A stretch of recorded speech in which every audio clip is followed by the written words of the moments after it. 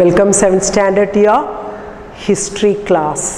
Now before that, let me ask, I hope everybody can follow this video and understand the lesson. Now in the last two videos of the second lesson, I have explained about the Cholas and all, isn't it? Now where comes Chola? I told you in the map of India, it covers at present Kerala, Tamil Nadu, isn't it? That is the Cholas. About that I told you the great rulers like Vijayalaya, then Rajaraja first, Rajendra first. All these are the important rulers of the Chola dynasty. Now they are well known for what? For the Tanjavur, that temple. Many temples these rulers have built. And also their architectural style and all. A Kottupaniyokka bhayangara famous aanu. Appo adinokka adana ee kings three famous aayithu. And also like this kind of sculpture, statues and all. So idinokka avaru bhayangara expert aayirunnu.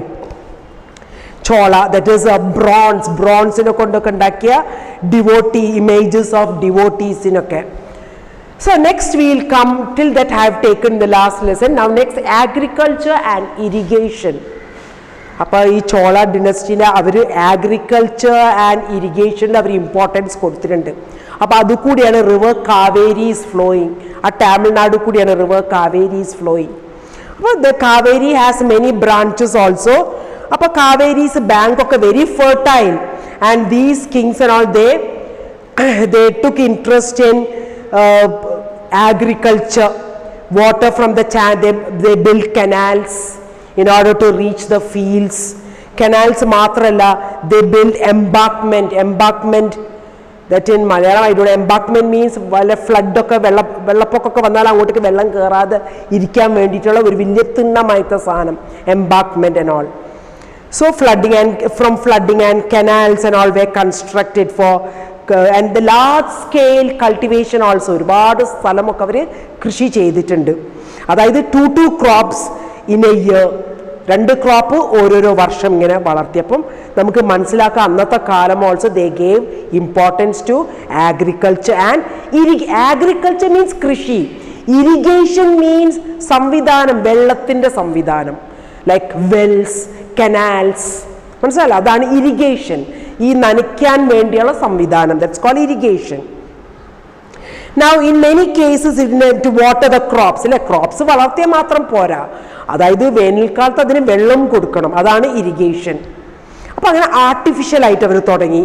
അതായത് variety of irrigation, they dig wells and also they constructed big tanks and all to collect the rainwater. Tanks to collect rainwater. Now some of the new rulers as well as people living in it took an active interest in these activities. അപ്പോൾ നമുക്കൊന്ന് മനസ്സിലാക്കാം, during the Chola dynasty the people especially took great interest in these activities.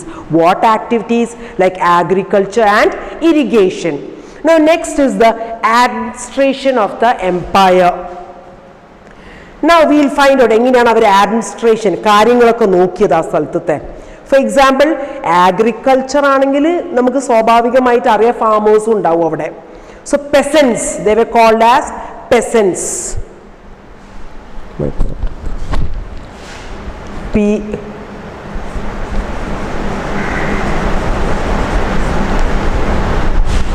Now peasants means farmers. So these peasants were called as Ur. You are Ur. These peasants were known as Ur.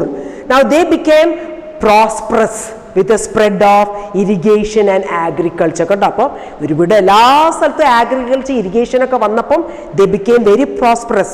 They became rich. Now group of such villages. അങ്ങനെ ഈ Ur means peasantsനെയാണ് പറയുക, farmersനെ. അപ്പോൾ കുറേ ഊരെല്ലോട് എന്ത് form ചെയ്ത് large unit, അതിനാണ് നാടു. അപ്പോൾ ലാർജ് യൂണിറ്റ് ആയിട്ട് ഫോം ചെയ്ത് അതിന് നാടു എന്നാണ് വിളിക്കുന്നത്. സോ ദ വില്ലേജ് കൗൺസിൽ നാടു പെർഫോം സെവറൽ ആഡ്സ്. അപ്പോൾ ഈ അഡ്മിനിസ്ട്രേഷൻ ഫംഗ്ഷനൊക്കെ ആരാ ചെയ്തത്?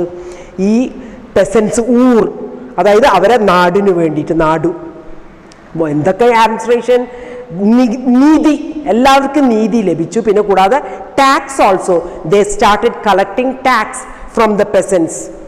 Now rich peasants of the Vellala caste excised. Kando appo annathe kaalam Chola government inde idayil ee peasants okke became very rich because of this agriculture and irrigation. Angane Chola king gave rich land. Appo angane oro jemmiyalokke vannu kayinju ororo jemmiyal adayithu orupaadu sthalam landowners became rich landowners came into existence annathe samayathu appo angane ee landowners ne endanu ee rajakumari vilichadu Moovenda Velan adu malayalathilu word aanu Moovenda Velan adayithu ee rich landowners ne ee rajaka adayithu a peasant serving 3 kings adayithu 3 rajakumare serve cheyna oru peasant adana Moovenda Velan ennu parayunnathu. I think so. They might be giving what all produce from the land. Adokke ivaru rajakumarku kodukkunnundagum. An important office okke undayirunnu annathe kaalamette center. Pinne nammal oru bhagathil in the last part also I explained to you all the Brahmins were given land grants. Ee Brahmins okke rajakumara pettittokke ezhudunna prashasthis appo ayinde തിരിച്ച് അവർക്ക് എന്താ നൽകിയത് land സ്ഥലങ്ങളും കൊടുത്തിട്ടുണ്ട്. ആ ഗ്രാൻഡ്സിനാണ് ബ്രഹ്മദേയ എന്ന് പറയുന്നത് brahmadeya. So Brahman settlement also was very important in the Kaveri valley. അതായത് each brahmadeya was looked after by an assembly or sabha or prominent Brahmana land owners. അങ്ങനെ ബ്രാഹ്മണാസും ലാൻഡ് ഓണേഴ്സായി വന്നു. അവരാണ് കാര്യങ്ങളൊക്കെ നോക്കിയത്. അവരാണ് ഒരു അസംബ്ലി സഭയൊക്കെ ഫോം ചെയ്തത്. Now association of traders also നമ്മളിപ്പം പറയില്ലേ യൂണിയൻ ട്രേഡേഴ്സ് യൂണിയൻ അതേമാതിരി അന്നത്തെ കൂട്ടം അസോസിയേഷൻ ഉണ്ടായിരുന്നു ട്രേഡേഴ്സിന് കച്ചവടക്കാരെ association also they were called as nagarams also occasionally performed administrative function. പിന്നെ ഇൻസ്ക്രിപ്ഷൻ അപ്പോൾ ഇതൊക്കെ നമ്മൾ എങ്ങനെയാണ് മനസ്സിലാക്കിയത് ഓരോ കൊത്തുപണികൾ ഇൻസ്ക്രിപ്ഷൻ്റെ അകത്ത് തമിഴ്നാടിലുള്ള ഇൻസ്ക്രിപ്ഷൻ അത് നമുക്ക് എങ്ങനെ മനസ്സിലാക്കാൻ പറ്റി അവിടെ ഒരു സഭ ഓർഗനൈസ് ചെയ്ത് ആ സഭേൻ്റെ അകത്തേക്ക് നമ്മൾ മെമ്പേഴ്സിന് അവരെങ്ങനെയാണ് തിരഞ്ഞെടുത്തത് ഞാൻ പറയാം ചില ക്വാളിറ്റീസൊക്കെ ആ മെമ്പേഴ്സിന് വേണം. ഞാൻ കഴിഞ്ഞ ആൻസേഴ്സ് എഴുതിയിട്ടുണ്ട് എന്തൊക്കെ ക്വാളിറ്റീസാണ് ഈ മെമ്പർ ആവാൻ വേണ്ടി വേണ്ടത്. അതായത് ഒരു സ്ഥലത്തിൻ്റെ ഓണറായിരിക്കണം അയാൾ. പിന്നെ അയാൾക്ക് സ്വന്തമായിട്ട് വീട് വേണം. പിന്നെ 35 to 70 years of age അതായത് 35 വയസ്സും 70 വയസ്സിൻ്റെ ഇടയിലായിരിക്കണം അയാൾ. പിന്നെ അയാൾക്ക് നല്ല വേദാസ് അറിയണം വേദാസ്. പിന്നെ നല്ല നോളേജ് വേണം അതിനെ പറ്റിയിട്ട്. പിന്നെ അയാൾ നല്ല ഓണസ്റ്റ് ആയിരിക്കണം സത്യസന്ധനായിരിക്കണം sincere. And he must not be the committee of any other member ആവാൻ പാടില്ല മറ്റേ കമ്മിറ്റീൻ്റെ മെമ്പറും ആവാൻ പാടില്ല. ഈ ക്വാളിറ്റീസ് ആയിരിക്കണം ഒരു മെമ്പർ ആവേണ്ട ആൾക്ക് വേണ്ടത്. അത് ഈ സഭയിലേക്കുള്ള മെമ്പർ ആവേണ്ടത്. അങ്ങനെ എങ്ങനെയാണ് അവർ തിരഞ്ഞെടുക്കുക എന്നറിയോ അവരുടെ പേരുകൾ ഒരു പാം ലീഫിൽ എഴുതും എന്നിട്ട് എല്ലാം ഒരു പാത്രത്തിലേക്ക് ഇടും നറുക്കെടുക്കും ഇങ്ങനെ കുലുക്കിയിട്ട് നറുക്കെടുക്കുക ചെയ്യുക. അങ്ങനെയാണ് അവർ അന്നത്തെ സഭയിലേക്ക് മെമ്പേഴ്സിനെ തിരഞ്ഞെടുത്തത്. അതൊക്കെയാണ് അന്നത്തെ അഡ്മിനിസ്ട്രേഷൻ ഓഫ് ദ എംപയർ. അതൊക്കെയാണ് അത്രയേ ഉള്ളൂ this chapter. So this chapter over. Now I have given you all few answers, match the following and all in the last video I have given, and few answers, the rest of the answers along with this video I will be giving you all children. Thank you children.